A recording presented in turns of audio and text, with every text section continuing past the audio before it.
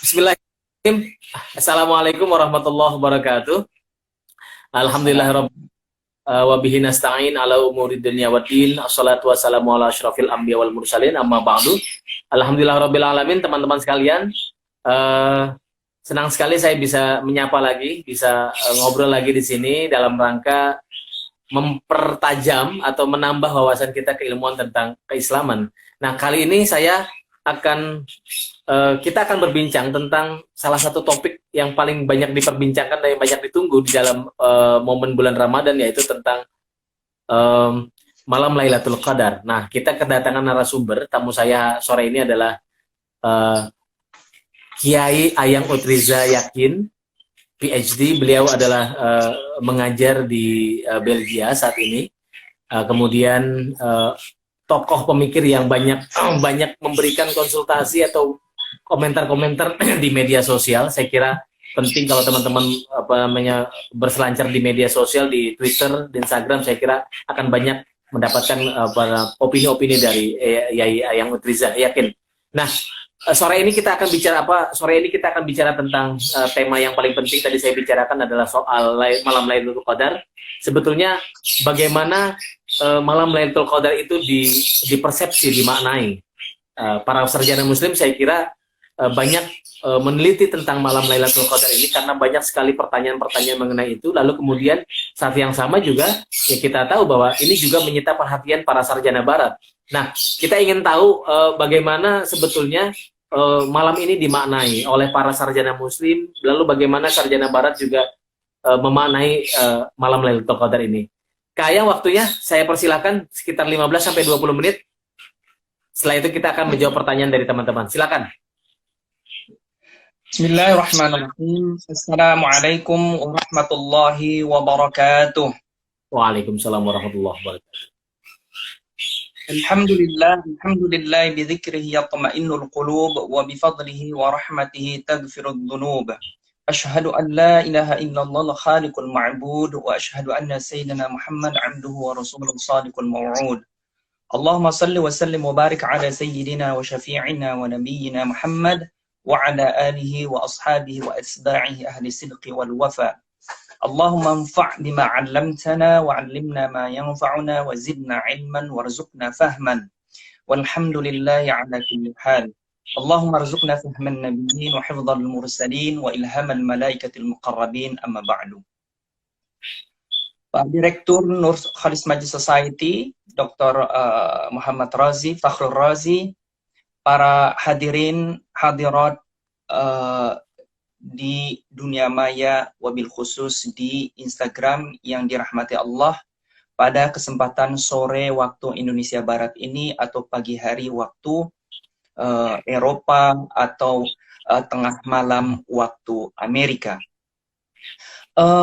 Pertama saya mengucapkan terima kasih atas undangan Nur Khalis Majlis Society dalam rangka ngabuburit bersama NMS. Bapak Ibu hadirin sekalian, pada kesempatan kali ini kita akan bicara mengenai Lailatul Qadar dalam pandangan sarjana barat, terutama mazhab historiko-kritis. Oke. Selama ini, Kang Oji, kita sudah mendengar, sudah paham secara umum apa itu Lailatul Qadar berdasarkan tafsir yang mu'tabar, berdasarkan hadis dan penjelasan hadis, kemudian tata cara mendapatkan meraih malam 1000 bulan Lailatul Qadar ya, di dalam kitab-kitab fiqih, di dalam kitab-kitab tasawuf, bahkan di dalam kitab tasawuf dijelaskan kira-kira akan turun pada malam apa, tandanya apa, Imam Al-Ghazali menjelaskan, dan banyak sekali. Dan tampaknya masyarakat muslim di seluruh dunia dan terutama dalam konteks ini di Indonesia sudah umum mengetahui itu, yaitu pada 10 akhir malam bulan Ramadan, pada malam ganjil, dan disitulah diturunkannya satu Al-Quran ya, dari Lauhul Mahfudz ke sama dunia. Kemudian di situ juga hal-hal yang baik ditentukan atau takdir. Karena itu kita dianjurkan oleh para ulama untuk meraih malam tersebut, berdoa agar semua kebaikan turun untuk terjadi untuk masa yang akan datang dalam kehidupan setiap orang. Nah, Dalam 10 menit, 15 menit ke depan, saya akan mencoba untuk menjelaskan apa sih pemahaman penafsiran para sarjana Al-Quran di Barat. Pertama, Kang Oji dan hadirin sekalian, saya harus mewanti-wanti dari awal. Ya. Bahwa apa yang kami akan sampaikan ini adalah penelitian ilmiah Ya. atas sumber-sumber ilmiah berdasarkan sejarah. Ya, kalau ada nanti penjelasan kami yang membuat hadirin hadirat yang saat ini hadir atau yang menonton rekam ini kemudian merasa tidak nyaman, ya tidak apa-apa, anggaplah ini sebagai pandangan baru mengenai apa Lailatul Qadar. Ini perlu Kang Oji saya jelaskan. Sebab Saya udah di Indonesia ini. sedikit, iya sedikit kopar kapir, sedikit haram. Nanti ini bahaya ini. Jadi saya sudah sering sampaikan salah satu matinya wacana wacana keilmuan di Indonesia itu adalah ilmuwan kita ini memang tidak merasa bebas untuk menyatakan pendapatnya karena tekanan masyarakat awam yang mudah melabeli sesuatu. Ya, baik. Itu berarti saya sudah aman ya. Begini, pertama, sarjana Al-Quran di Barat ini kira-kira sederhananya terbagi menjadi dua. Pertama, mazhab kritiko-kritis. Yang kedua adalah mazhab sejarah, kritis juga, tetapi metodologi dan hasil penafsirannya atas sejarah yang ia lakukan, penafsiran yang ia lakukan itu lebih adil, lebih santun, dan lebih memperkuat kepercayaan keimanan teologi umat Islam. Ya, atau paling tidak menjelaskan konteks sejarahnya itu masih bisa diterima oleh umat Islam secara umum. Misalnya ini diwakili oleh penafsiran oleh Gabriel Said Reynolds misalnya. Tapi ada mazhab kritiko-histeris ini yang memang sangat kritis. Ini yang saya akan coba jelaskan. Nah, tentu panjang lebar, tapi paling enggak hanya dari dua tulisan saja. Pertama, saya akan mengutip dari tulisan Muhammad Ali Amir Muizzi, sarjana Muslim yang ada di Prancis, mengenai pemahaman Lailatul Qadar dalam Islam Syiah. Yang kedua, karena dia juga adalah mazhab histeriko-kritik. Yang kedua, tulisan Guillaume Die.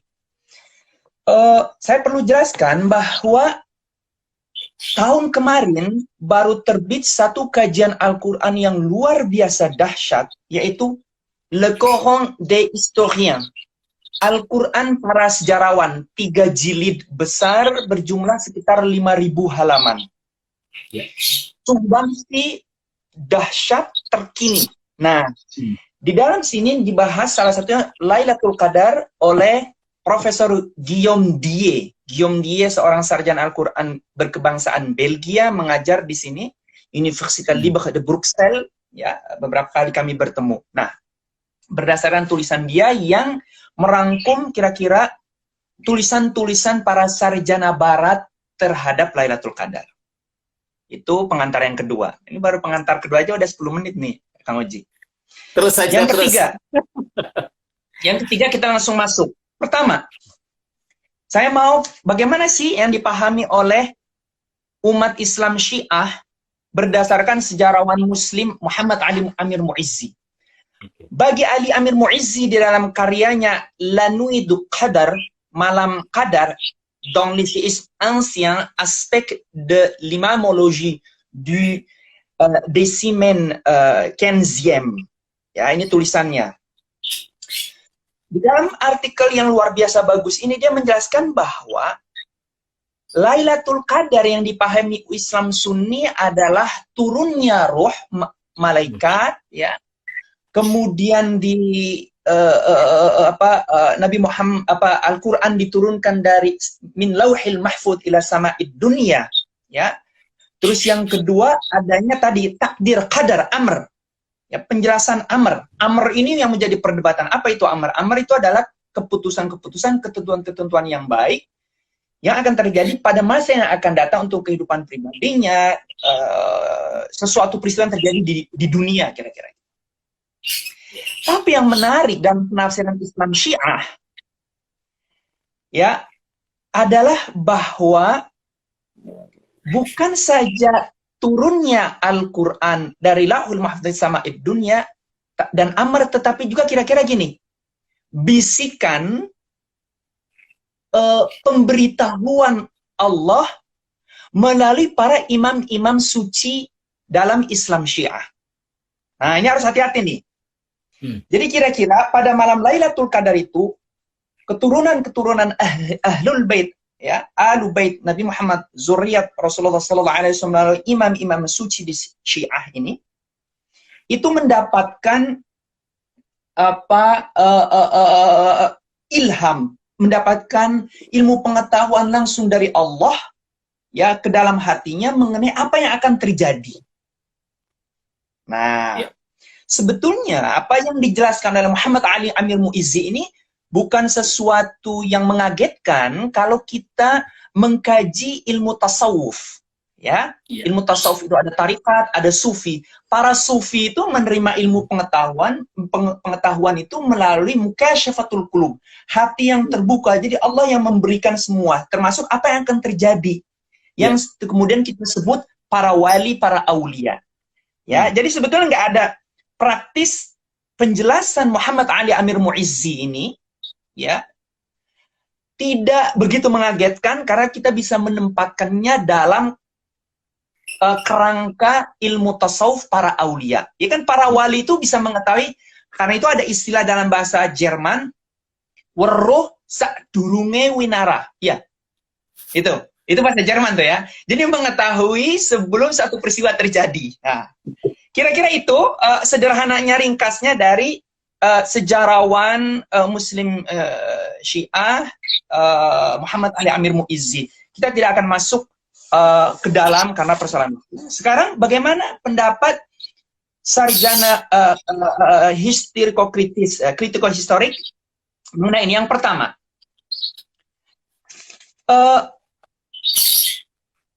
memahami surah Lailatul Qadar harus memahami konteks semenanjung Arab pada abad ke-7 Masehi. Tidak bisa memahami Al-Quran lepas dari konteks sejarah, sosiologis, antropologis, peradaban dan kebudayaan Timur Tengah saat itu. Di mana semenanjung Arab, Mekah, Madinah, atau Hijaz yang kita kenal sekarang itu dipengaruhi oleh peradaban dan kebudayaan Imperium Persia, Romawi, kebudayaan peradaban Laut Mediterranean, Afrika, dan lain sebagainya. Satu itu. Yang kedua, konteks Hijaz itu juga adalah tersambung dalam satu kebudayaan yang luar biasa, itu peradaban dan kebudayaan Nabatean. Yang membentang dari Suriah Irak sekarang, atau Crescent Fertile, atau bulan sabit yang subur, pusat daripada Imperium Romawi itu di sana, ya. Suriah, Baghdad, Jordania, itu Palestina di sana, turun sampai ke bawah Saudi Arabia ke Yaman. Ini karena itu Petra di Yordania itu kan kita lihat ya peninggalan Petra yang ada di Petra sama dengan arsitektur yang ditemukan di Saudi Arabia, di daerah-daerah seperti Madain Saleh. Ini terbentang. Nah, setelah kita memahami konteks sejarah ini, maka menurut sejarawan mazhab histori kritis, Al-Quran tidak berdiri sendiri. Ia dipengaruhi oleh konteks penulisan itu. Ingat, bagi sejarawan Al-Quran dilihat sebagai benda sejarah, ya. Bukti sejarah, sejarawan tidak membahas Al-Quran secara teologis. Jadi sejarawan itu bukan bidang dia, domain dia. ketika bicara apakah Al-Quran itu wahyu Allah Subhanahu wa Ta'ala. Ya. Nah, itu Ya. bukan urusan sejarah, karena nggak bisa. Bukan teologi. Nah, karena itu, secara umum kesimpulannya, surah Al-Qadar ini ada dua. Ya, saya langsung lompat ke kesimpulan. Satu, bahwa surah Lailatul Qadar adalah berbicara mengenai kelahiran Isa Al-Masih atau Yesus Kristus. Wow, ini kok bisa surah Lailatul Qadar berbicara mengenai Isa Al-Masih atau Yesus Kristus? Ya, makanya tulisannya misalnya Christophe Luxemburg dibilang Noël dans le Coran, Natal dalam Al-Quran. Terus tulisannya Guillaume Die, La Nuit du Destin, malam takdir, malam penentuan. Dijelaskan bahwa surah Lailatul Qadar ini mengambil, menyalin, terinspirasi dari buku mengenai himne atau himne kelahiran Yesus dalam bahasa dan tulisan Syriak. Jadi cerita mengenai kelahiran Yesus Kristus di dalam buku tulisan bahasa Syriak. Ketika dibandingkan antara surah atau himne nomor 21 itu sama dengan surah Lailatul Qadar. Oke. Ya, itu kesimpulan pertama. Lailatul Qadar berbicara mengenai kelahiran Yesus Kristus. Kok bisa? Nah, nanti kita akan bahas. Yang kedua adalah ini yang radikal ini ya. Ini pendapat pertama radikal sekali. Yang kedua yang lebih dalam tanda kutip santun, yaitu seperti Gabriel Said Reynolds ini mengatakan bahwa kira-kira begini. Lailatul Qadar ini adalah wahyu atau surah dalam Al-Quran yang mengambil konteks biblik, yang mengambil narasi atau wacana atau inspirasi dari Bible, dari Injil, dari Perjanjian Lama, ya, yang diterapkan untuk konteks keislaman. Nah, ini masih lebih bisa diterima mungkin ya. Jadi kira-kira surat Lailatul Qadar itu terinspirasi dengan wacana, narasi, himne, surah Nativite, buku yang terus dalam buku Syriak ini. Ya. Nah, penafsiran yang pertama yang mengatakan bahwa seperti Christophe Luxemburg, Guillaume Die, dan Sarjana Al-Quran Barat lainnya, bahwa ini adalah berbicara mengenai kelahiran Yesus, pengakuan Al-Quran terhadap kelahiran Yesus. Tapi bagaimana jelasnya? Gini, Guillaume Die bagus sekali mengatakan, kata Guillaume begini, surah Al-Qadar menandakan l'islamisation d'un texte chrétien pré-islamique, yaitu islamisasi satu teks Kristen pra-Islam. Menarik ya?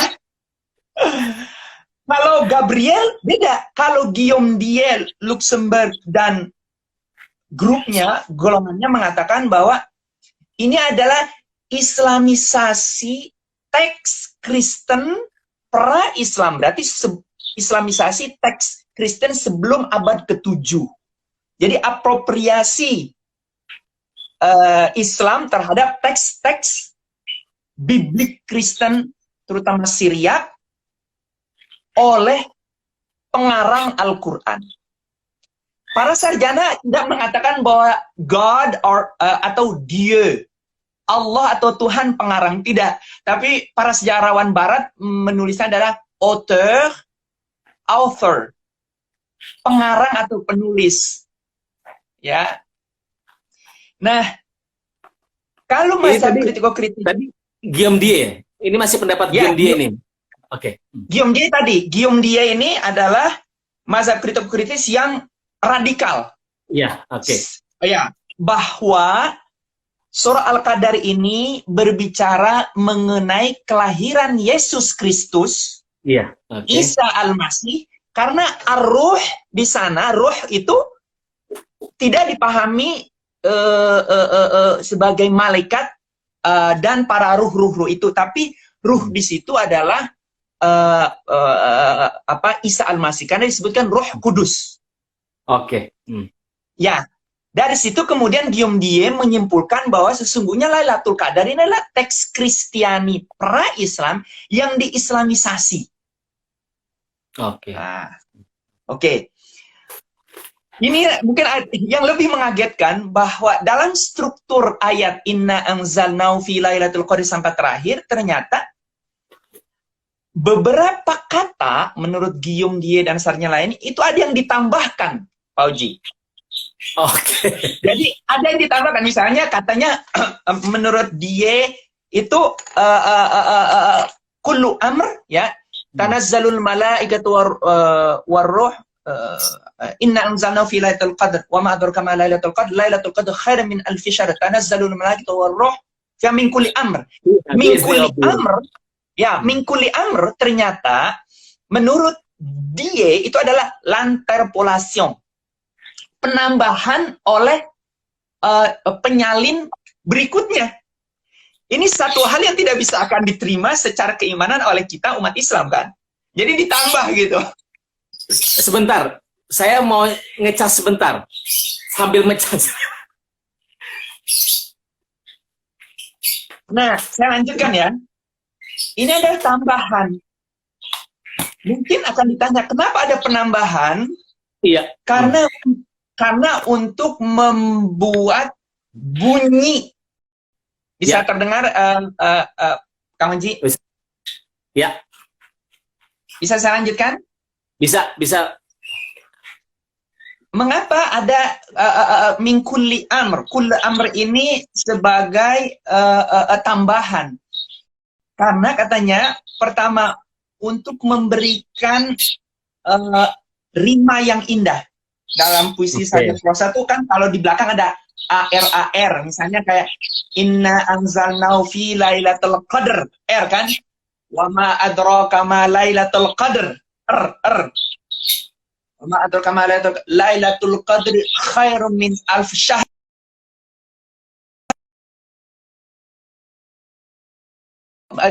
Min kulli amr. Mati katanya ya, mati. Enggak. Mati Pak Budi. Enggak, lanjut ya, oke. Terus lanjut, bisa. Nah, jadi untuk keindahan terdengar di telinga, rimanya pengarang Al-Quran ini menambahkan oleh mungkin penyalin berikutnya amr tadi itu, amr, gitu ya. Itu satu tuh.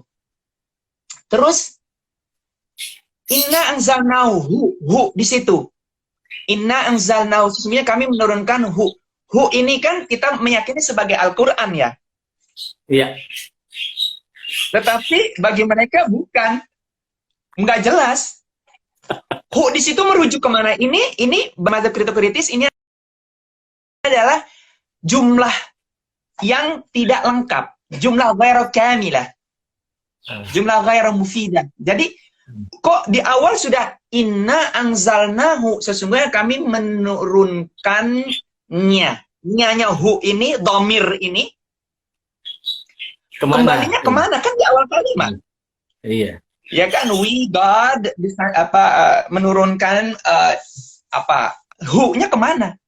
Nggak jelas. Tapi bagi para mufassir mengatakan hu ini ke Al-Quran dengan merujuk ke berbagai ayat itu bisa kita baca lah banyak ya. Tapi bagi mereka tidak. Hu ini bisa kembali ke ayat Al-Quran yang lain yang bunyinya misalnya inna anzalnahu fi lailatin mubarakah. Dalik ayat kedua kan wada hamim wal kitabul mubin, dan kitab yang para ulama menjelaskan ke sana. Tapi kitab Mubin ini sendiri menurut mazhab historical kritik ini, kitab Mubin di situ Al-Quran atau justru kitab yang lain. Dalam hal ini adalah teks-teks Kristiani pra-Islam. Ya. Kang Oji, mungkin banyak yang bisa dibahas. Saya pikir kita langsung buka pertanyaan saja, karena saya khawatir waktu lagi. Kalau masuk lebih dalam lagi, nanti, atau bisa saya satu lagi? Iya, silakan, silakan. Oke. Yang kedua, yang menarik ini, Al-Qadar. Bagi kita, umat Islam, Al-Qadar itu adalah Lailatul Qadar, ada malam yang mulia, malam penentuan. Karena gitu kita betul-betul berdoa, ya Allah mudah-mudahan kehidupan saya 1 tahun ke depan, ke Ramadan yang akan itu lebih baik 11 bulan yang akan datang. Lailatul Qadar, menurut mazhab historical kritik, ini adalah sebetulnya gini, pengarang Al-Quran untuk Lailatul Qadar itu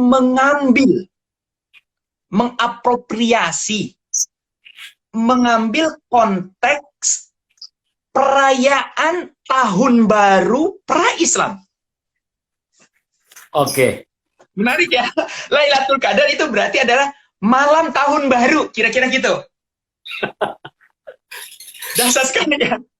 Ini kita yang awam begini bisa bengong ini, baca ini udah kafir-kafir ini, udah pasti. Kenapa? Karena menurut misalnya banyak ini dikutip sarinya adalah makna Qadar itu adalah malam pra-takdir, pra-ketentuan.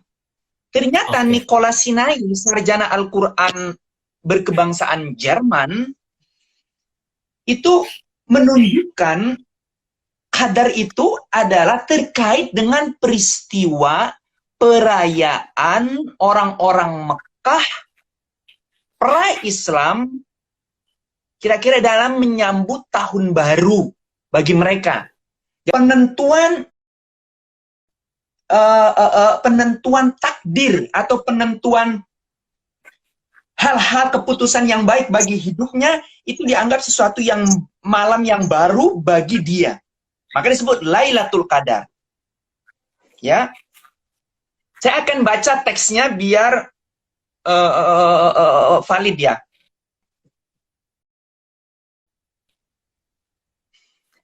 La nuit de la prédestination était initialement une fête mécoise pré-islamique, une célébration nocturne annuelle au cours de laquelle Allah définissait la destinée de l'année à venir. Artinya, Lailatul Qadar itu adalah perayaan masyarakat Mekah pra-Islam pada tahun baru di mana Allah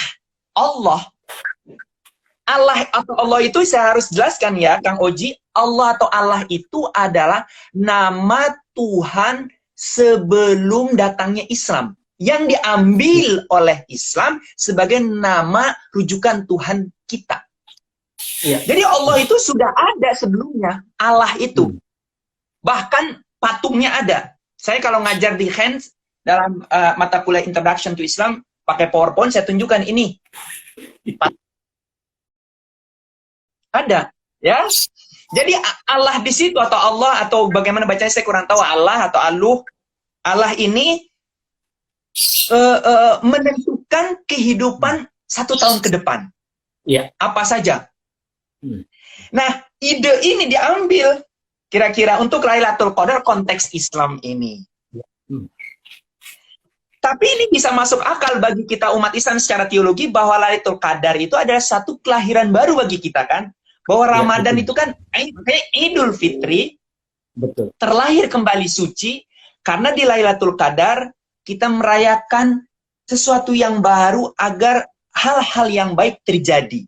Makanya Amr itu adalah kunci dari surah ini. Amr itu adalah perintah, keputusan, sesuatu yang baik bagi kehidupan pribadi, masyarakat atau bangsa. Ya, mungkin poin yang saya bisa berikan, mudah-mudahan bagi kita ini adalah suatu pencerahan, suatu yang baru, yang menghentak kesadaran dan pemahaman kita, tetapi tentu tidak menjadikan kita kafir atau membahas seperti ini haram. Enggak ya. Inilah kira-kira apa yang dipahami, ditafsirkan oleh sejarawan Barat, sarjana Al-Quran di Barat. Tentu banyak sekali poin-poin yang bisa kita diskusikan, tetapi itu saja mudah-mudahan sebagai bahan kita diskusi selanjutnya. Demikian Kang Oji, penjelasan dan pemaparan dari saya. Terima kasih. Baik, Kiai Riza, ini wah, ini benar-benar menyentak sebetulnya. Karena buat orang yang terbiasa dengan diskursus, saya kira pendapat-pendapat seperti ini yang biasa begitu. Tapi karena masing-masing punya tadi, kalau kita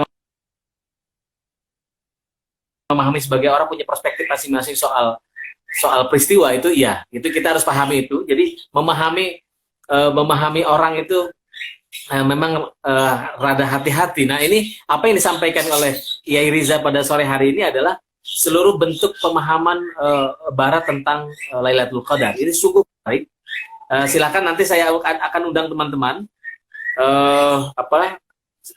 untuk mulai bertanya. Ini mudah-mudahan saya mau satu-satu ya. Saya cek dulu ini. Ada berapa teman yang Oke. Kang Oji. Ya, gimana? Sambil menunggu jemaah daring Dumai kita bertanya, biar menyentak lagi kesadaran kita, tapi mudah-mudahan nggak membatalkan puasa. Saya kasih lagi ya, poin sedikit ya. Boleh nggak? Atau udah ada pertanyaan? Ada banyak. Ini banyak sekali pertanyaan. Waduh. Berarti jangan dibuka nih rahasia-rahasia lain. Nanti kalau saya buka semuanya, saya nggak diundang lagi nih.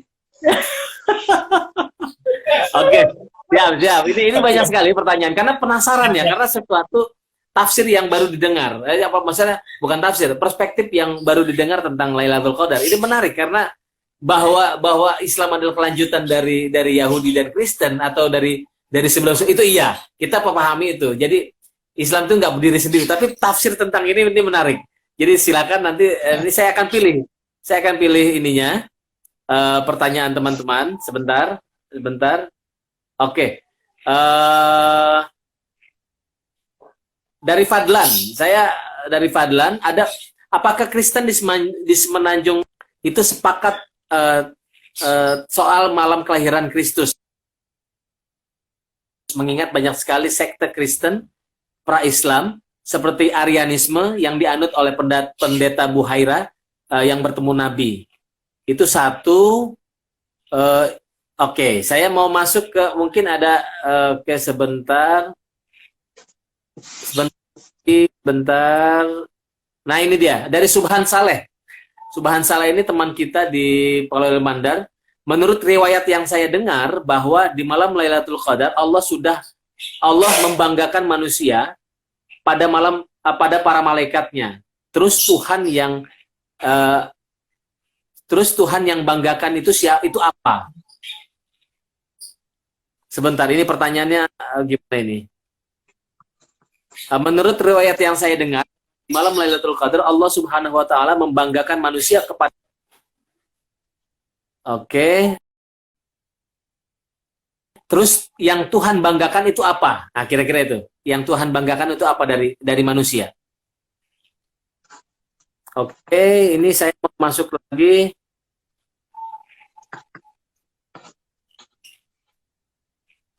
Ini ada tanggapan bahwa apa yang disampaikan Yai Ayang itu justru oleh Arya Harapan itu justru menguatkan iman saya. Saya tidak gentar sedikit pun. Ini asik ini. Takbir. Oke. Sebentar Yai. Ini saya harus membacakan karena oke, sebentar. Ini handphonenya yang satu bermasalah. Saya kira itu dulu ya. Itu dulu sambil jawab pertanyaan dari yang lain, kita sambil lihat. Baik, yang pertama mengenai apakah ada kesepakatan hari kelahiran Yesus Kristus. Waduh, pertama saya bukan ahli sejarah awal Kristen. Yang kedua, saya ingin menjawab, jangankan kelahiran Yesus atau Isa Al-Masih yang terjadi 2000 tahun lebih. Kelahiran engkong kita aja, mbah kita, kadang kita nggak tahu.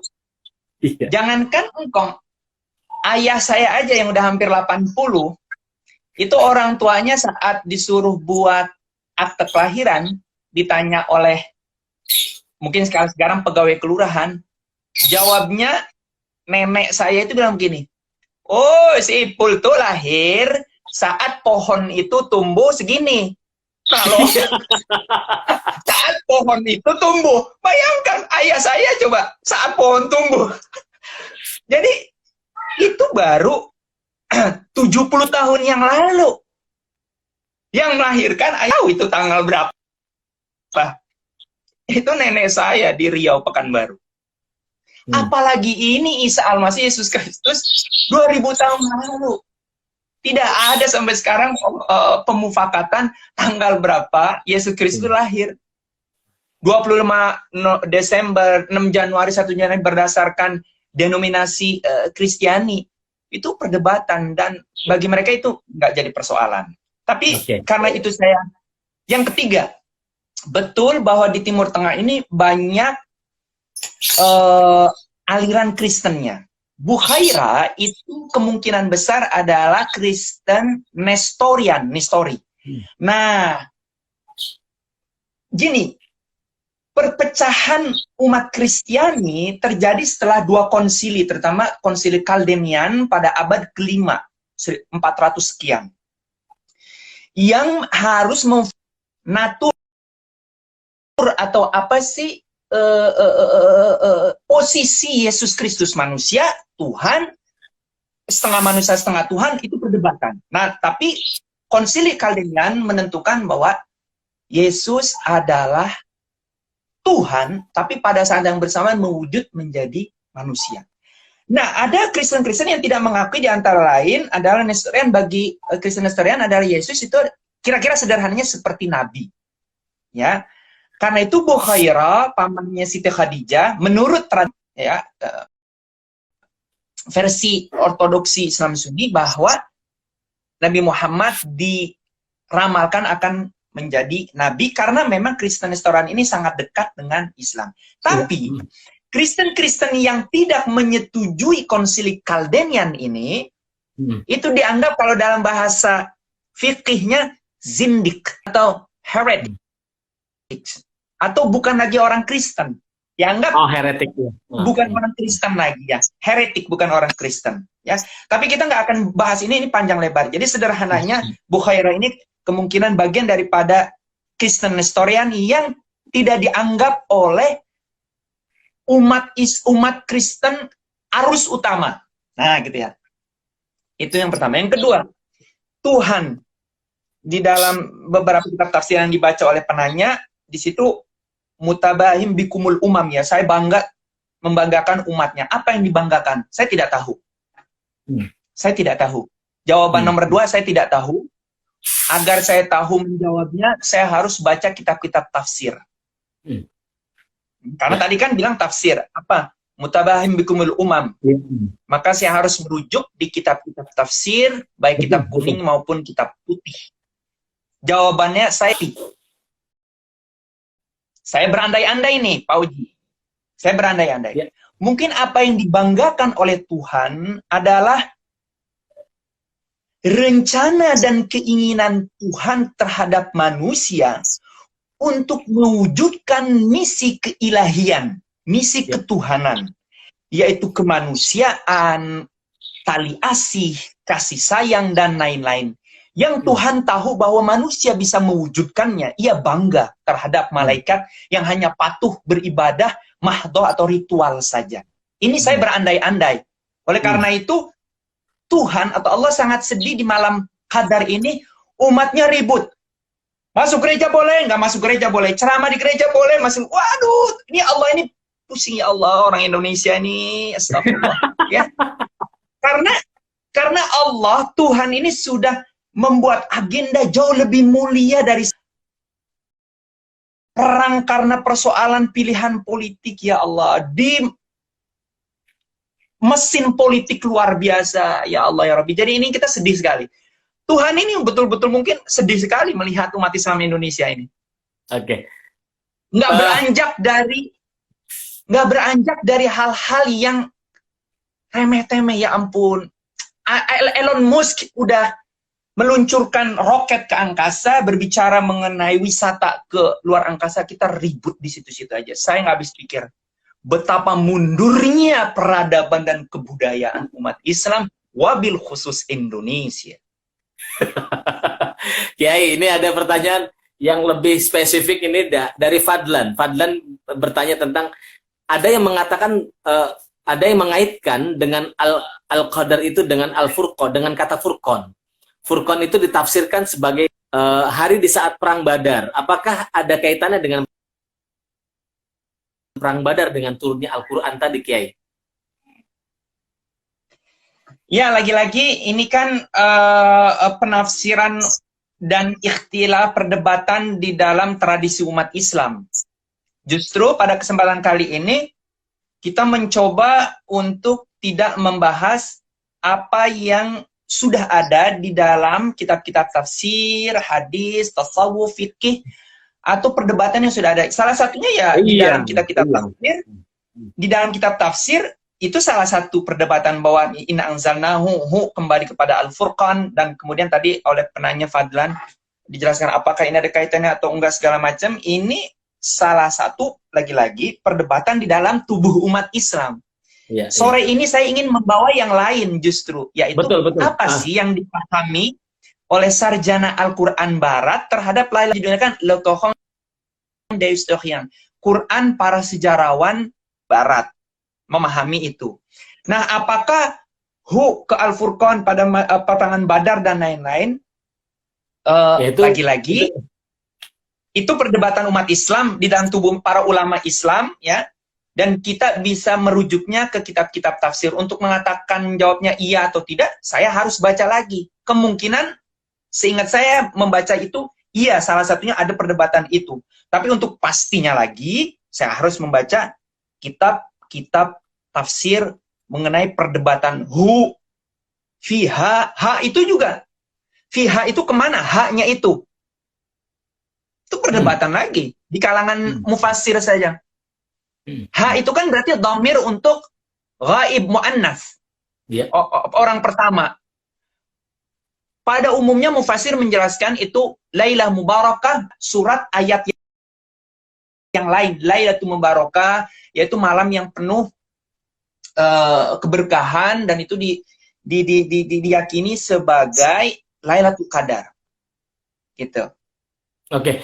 Ini saya ingin coba konfirmasi sedikit Riza ini soal kalau tadi dikatakan oleh kalau nggak salah Guillaume Die tadi ya. Guillaume Die tadi mengatakan bahwa Al-Qadar itu adalah islamisasi teks Kristen abad ke-7, kira-kira gitu. Sebelum abad ke-7. Sebelum abad ke-7. Lalu ada tambahan tentang rima yang bagus supaya enak didengar segala macam. Tetapi dalam pengetahuan kita, ini saya ingin mengonfirmasi saja.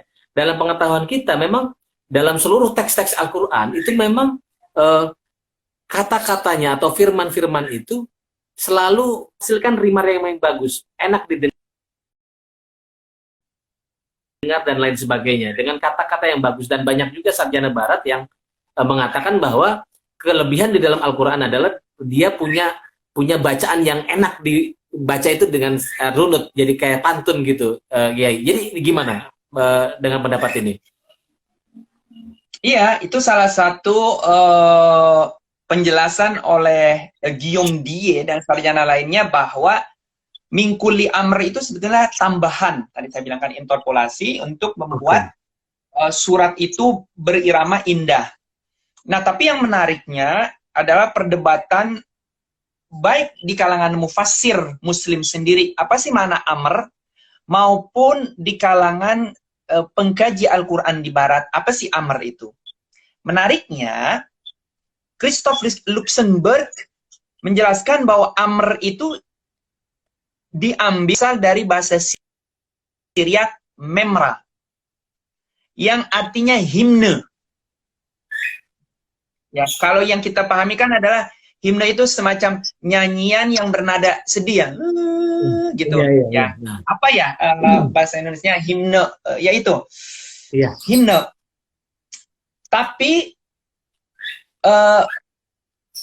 tesis daripada Christoph Luxenberg ini dibantah oleh Guillaume Die. Kalau Die menjelaskan bahwa qadar ini adalah dari bahasa sebentar, saya takut salah, dari bahasa ini dari bahasa Syriak juga, tapi ya dari bahasa Syriak, yaitu mizmar. Oke. Mizmar. Tapi kata Guillaume, tadi kan Christoph Luxemburg, amr itu memra, artinya himne. Kata Guillaume dia tidak pas. Kata dia, kemungkinan amr itu penyalinnya atau pengarang Al-Quran ini, penyalinnya, penulis Al-Quran ini salah tulis. Salah tulis kata Guillaume Die, disengaja maupun tidak disengaja. Ya, jadi saya bacakan ya. Une erreur délibérée ou non dans la transmission du texte est possible. Zamar et amr ne diffèrent que par l'initial. Jadi bisa saja ada kesalahan disengaja tidak disengaja oleh penyalin. Okay. Sebetulnya tulisannya zamar z amr r, jadi amr alif mim ra, harusnya zai atau za mim ra zamar. Kata dia, kalau misalnya tesis saya benar, kata dia, maka mizmar atau zamr itu artinya nyanyian. Oh, mazmur gitu ya? Iya. Ya, mazmur, nyanyian. Jadi, turunnya para malaikat dengan ruh, yaitu Isa Al-Masih Yesus Kristus, mengkuli amr dengan nyanyian-nyanyian. Nah, Guillaume Die ini menyetujui hujah utama Christoph Luxemburg bahwa Lailatul Qadar berbicara malam kelahiran Yesus Kristus. Ya, karena tadi itu para malaikat dan ruh diiringi dengan nyanyian gitu loh. Ini sama betul dengan himne 21 di buku itu, himne Surah Nativite kelahiran Yesus dalam buku sumber berbahasa Syriak. Ya.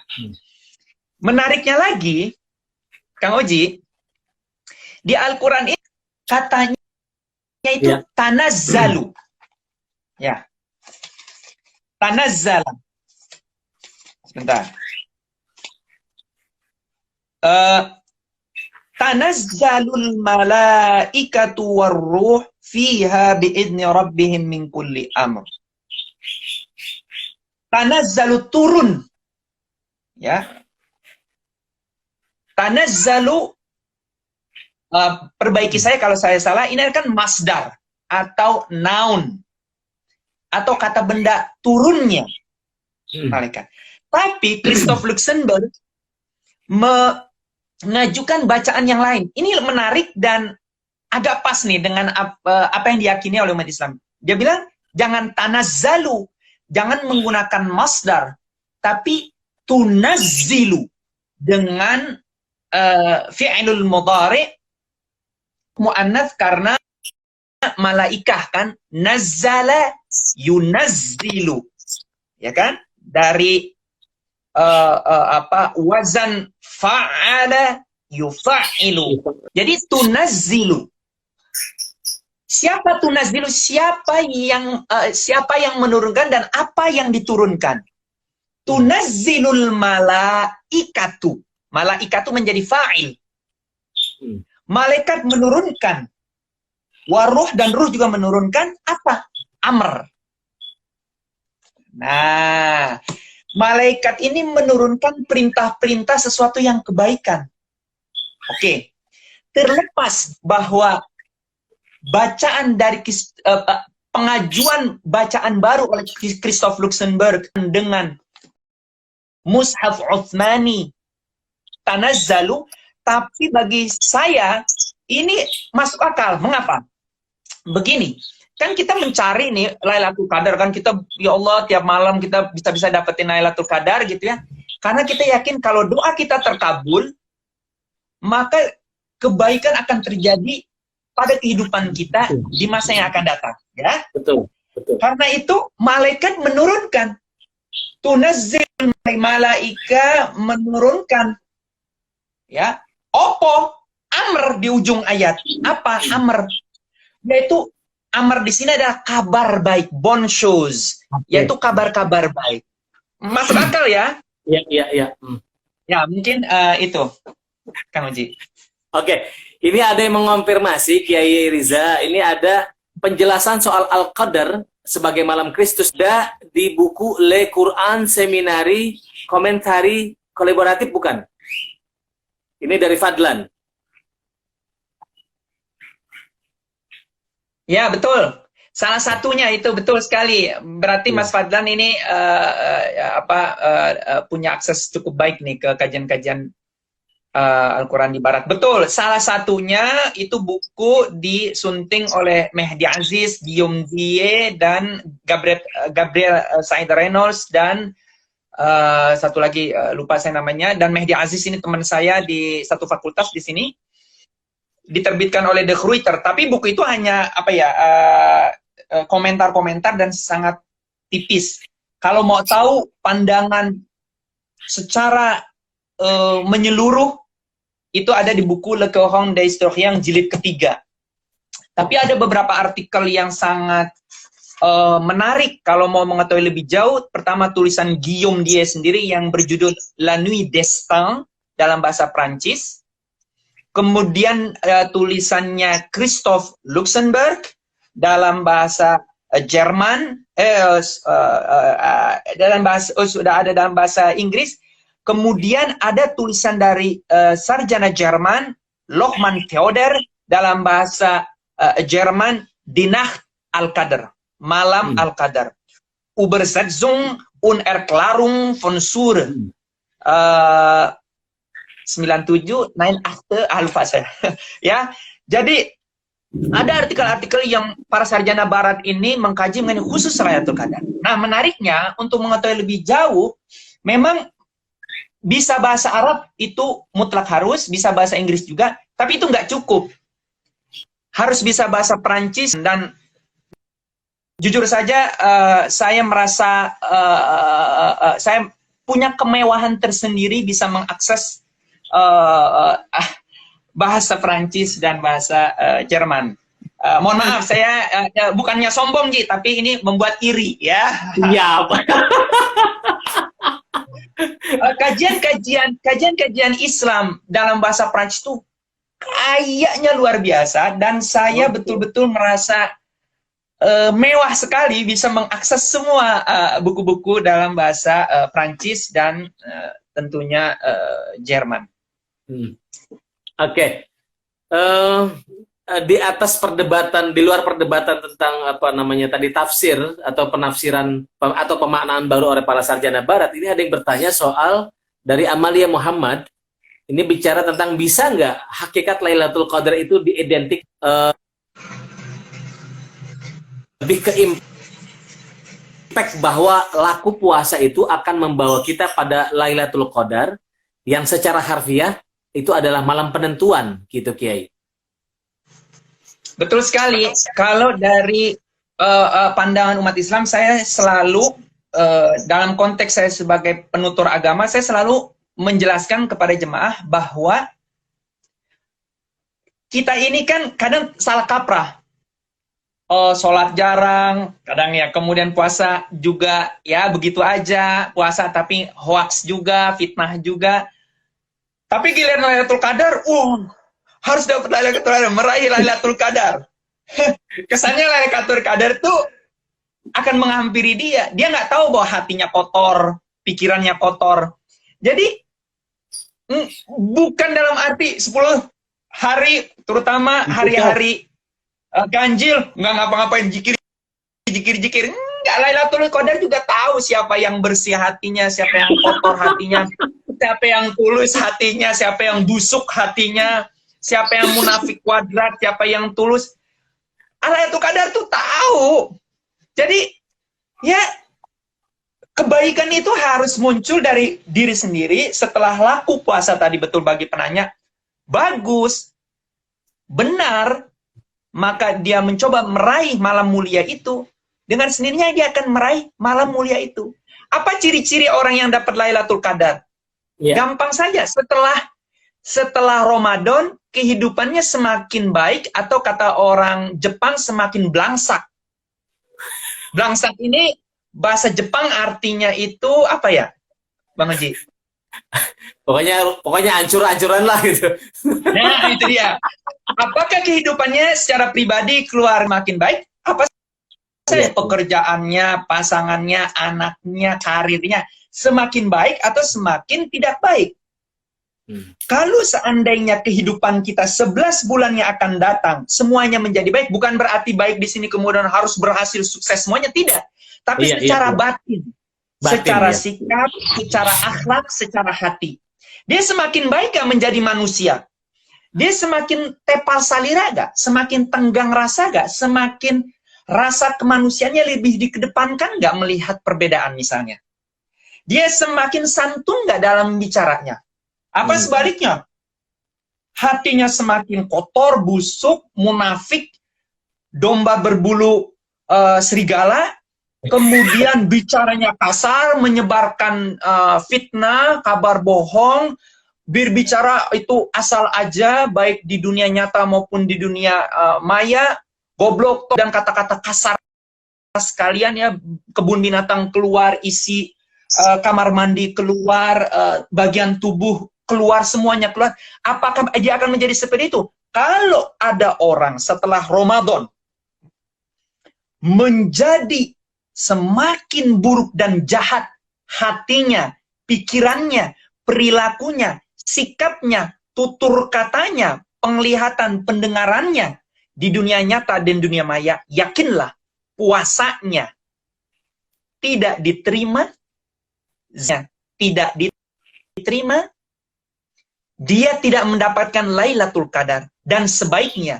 dia mendapatkan laknat dari Lailatul Qadar. Na'udzubillah. Na'udzubillah. Ya, na'udzubillah. Sebaliknya, kalau setelah Ramadan ini orang menjadi baik, lebih ramah ke orang, membantu orang miskin, ya, memajukan apa yang bisa dia majukan, keluarganya, anaknya, perhatian dan lain sebagainya, maka ini orang mendapatkan Lailatul Qadar. Sebaliknya, suami kalau dia semakin cinta kepada istrinya, dia mendapatkan Lailatul Qadar. Sebaliknya, suami yang malah setelah Ramadan dia selingkuh, dia berzina, dia poligami. Halal poligami ya, Ji ya. Aduh, ini ntar ribut lagi nih poligami. Ya, poligami bukan yang halalnya, tapi poligami diam-diam ini. Nah, ini kan baru heboh lagi ya. Umi, ayo saya ngomong-ngomong dah, yang itu loh, dai-dai seleb apa salep gitu.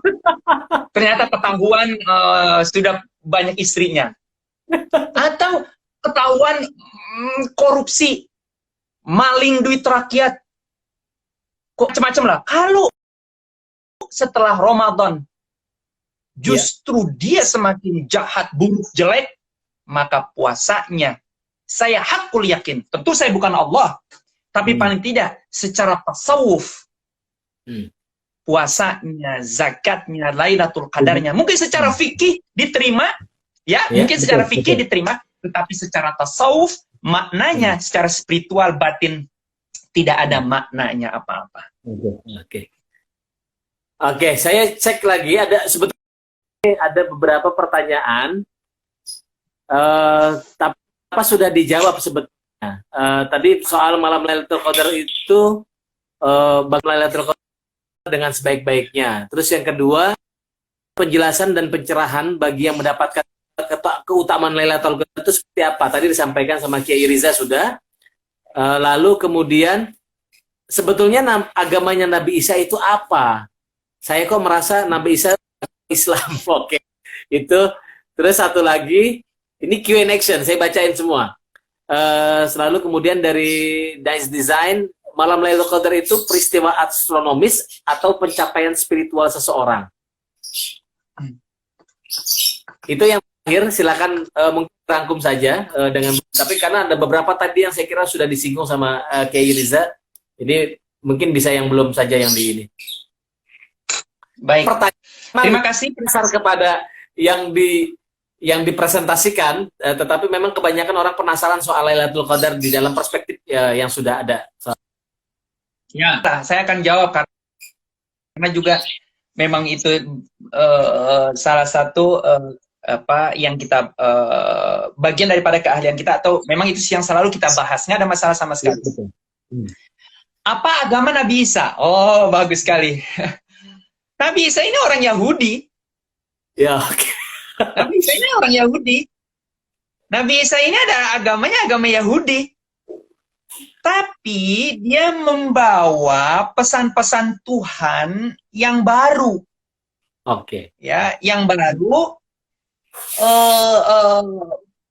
perwujudan Tuhan ya dalam manusia. Kalau agama Islam, perwujudan Allah itu dalam kata-kata kalamullah, kata-kata Allah, teks Al-Quran. Tentu ini yang tercatatnya mushaf. Tapi kalamullah itu kan tidak berwujud, tetapi dia tetap azali dan qadim, ya. Nah, di dalam teologi umat Kristiani, Yesus ini atau Nabi Isa itu adalah perwujudan Tuhan dalam bentuk tubuh. Nah, Nabi Isa atau Yesus Kristus ini adalah agama Yahudi, orang Yahudi yang membawa kabar baik, pewartaan, atau sederhananya agama baru. Gitu. Ya, karena itu kami sering berdiskusi di Fakultas Teologi dengan ahli-ahli profesor bidang teologi dalam Katolik, Protestan, Ortodoks, dan lain-lain. Sebetulnya Kristen ini adalah kira-kira gini, Kristiani itu adalah ya agama Yahudi yang moderat atau yang Yahudi reformasi, gitu sederhananya. Lanjutan ya. Oke. Ya. Kira-kira nanya kalau saya diskusi misalnya dengan dekan yang baru terpilih dengan Fakultas Teologi di sini, Profesor Het van Ooyen, dia salah satu ahli yang cukup ternama dalam kajian Biblical Studies, kajian keinjilan, bahwa sebetulnya kalau orang Yahudi itu sedikit mau toleran, tenggang rasa tepasali saat itu, maka sesungguhnya Kristen ini adalah bagian grup atau sekte dari Yahudi. Bahasa dia atau bahasa saya yang sederhana adalah Yahudi reformasi. Jadi Nabi Isa adalah agamanya apa ya? Yahudi reformasi. Sederhananya gitu ya. Ini kalau ada ahli-ahli teolog Kristiani, saya yakin membenarkan saya, tentu bisa kita diskusi panjang lebar, tapi kira-kira sederhananya itu ya. Nabi Isa adalah agama orang Yahudi yang mereformasi ajaran-ajaran Yahudi yang kemudian oleh pengikut Paulus pengikut awal, murid-murid awal dia dikembangkan menjadi satu ajaran yang kemudian disebut dengan sekarang yaitu Kristen. Dari kata Kristus. Kedua, apakah Lailatul Qadar peristiwa astronomis atau peristiwa spiritual? Ini pertanyaan bagus sekali. Bagus sekali. Dan syukur ada yang bertanya. Jawabannya ada dua. Lailatul Qadar adalah peristiwa astronomis. Itu suara apa ya? Burung. Oh, oke. Tanda-tanda Lailatul Qadar tuh. Nggak bisa diam dia. Iya. Jadi tanda-tanda astronomi, iya. Percis sekali. Kenapa? Karena ternyata di dalam tulisan Guillaume dia ini, yang mengutip sarjana Al-Quran Barat lainnya, bahwa pada malam Lailatul Qadar ini, pada masa sebelum pra-Islam, itu bintang, astrolog ya, bintang itu menunjukkan sesuatu yang baru. Ada teksnya di sini, tapi makan waktu ntar. Jadi ya peristiwa astronomis. Tetapi juga ia adalah peristiwa spiritual. Nah, Sekarang apa? Peristiwa astronomis atau spiritual? Bagi saya, Ya. berdasarkan penjelasan tafsir dan juga kajian Al-Quran oleh sarjana modern ini, Isra Mi'raj sudah menjadi peristiwa spiritual, ya, kebangkitan rohani, ya, yang dia raih pada malam itu, yang kemudian menumbuhkan kesadaran. Mengapa demikian? Karena ternyata syahr, di dalam syahr itu bukan dimaknai sebagai syahr dalam bahasa Arab yang artinya bulan. Menurut Christoph Luke, bukan bulan months ya, moa, bukan bulan Februari, Maret, April, Mei, bukan. Atau penghitungan bulan secara kalender Hijriah, bukan. Tetapi kata Christoph Luxemburg, syahr ini sebetulnya dari bahasa Syriak. Yang artinya sahar itu sahur. Yang artinya menjaga, yang artinya itu bergadang, menjaga diri agar tidak tidur dalam rangka beribadah, memuji. Nah, karena itu kenapa di dalam Lailatul Qadar itu kan kita zikir, tadarus, ya, sahar. Ya, nah, dari penjelasan Christoph Luxemburg bahwa sahar itu maknanya dari adalah berjaga, bermeditasi bersama ya, untuk mendapatkan pengalaman ruhani yang tinggi, spiritual yang tinggi, rohani yang tinggi, kemudian dari situ menjadarkan diri dia. Kira-kira saya mau ambil penjelasan Muhammad Iqbal di dalam bukunya The Reconstruction of Religious Thought in Islam. Dia katakan pengalaman Mi'raj Nabi dengan pengalaman Mi'raj para aulia sufi itu berbeda. Kata Iman, Mi'raj Nabi itu setelah naik ke atas, dia turun ke bumi untuk mengadakan revolusi kebudayaan, revolusi kemanusiaan yang membawa manusia lebih baik. Tapi Mi'rajnya para aulia, para sufi itu, setelah naik ke atas, dia bertemu dengan Tuhan, bersatu dengan indah, bercinta dengan Tuhan. Dia tidak mau lepas, tapi tetap di sana. Dia tidak mau turun ke bawah, mengadakan reformasi, mengadakan pencerdasan umat, kira-kira gitu. Nah, bagi saya, ini adalah pencerahan ruhani dahsyat setelah kita melakukan mi'raj jiwa kita, lalu kita turun kembali mengadakan perbaikan di tengah kehidupan pribadi, keluarga, masyarakat, dan negara. Karena itu, sebagai penutup, bahwa melihat orang dapat Lailatul Qadar atau tidak, mudah sekali. Lihat orang itu jadi baik atau sebaliknya.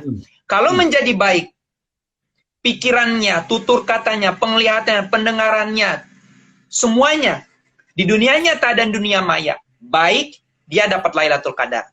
Sebaliknya, kalau ia menjadi pembenci, penebar fitnah, penyebar kabar bohong, mudah menghakimi orang, bid'ah, dolala, neraka, kafir, haram, orangnya salah, dia doang yang paling benar, hati-hati. Jangan-jangan bukan Lailatul Qadar yang dia dapat, tetapi Lailatul La'nah yang dia dapat. Na'udzubillah min dzalik. Ya. Penutup, saya kira ini yang disampaikan, terakhir adalah penutupnya, gongnya. Ini ada banyak sekali yang bertanya, makin belakangan makin relevan, tetapi waktu kita tidak cukup. Jadi saya undang teman-teman, nanti silakan bertanya ke Ariza, nanti mungkin di Twitter, di Instagram, saya kira nanti akan mendapatkan respon. Karena ini adalah salah satu pemikir yang berselancar di media sosial, tapi dengan banyak merespon banyak teman-teman, pertanyaan dari teman-teman juga. Nah, bagaimanapun juga di atas perdebatan tadi tentang makna Lailatul Qadar, makna qadar menurut para sarjana barat, tetapi di dalam tafsir orang mendapatkan Lailatul Qadar atau tidak, melewati puasa dengan baik atau tidak, itu lebih terrepresentasi di dalam kelaku dia sehari-hari, apakah menjadi lebih baik, ataukah jadi kan semacam ini, lalu kemudian ke bumi untuk membuat perbaikan-perbaikan di dalam diri, keluarga, dan komunitas. Jadi kira-kira itu poin pentingnya di dalam tafsir kita tentang makna Lailatul Qadar. ada juga beragam dari tafsir pengetahuan baru tentang Lailatul Qadar dalam perspektif para sarjana barat. Saya kira itu Kiai yang Lutfi Riza Yakin, saya kira terima kasih banyak atas waktunya. Teman-teman sekalian, terima kasih banyak atas responnya, pertanyaannya. Tidak semua bisa dijawab tadi, tapi dirangkum tadi di akhir oleh narasumber kita. Mudah-mudahan menjawab pertanyaan dan kegelisahan teman-teman. Saya undang nanti silakan ikut bertanya lagi di media sosial beliau. Saya kira itu.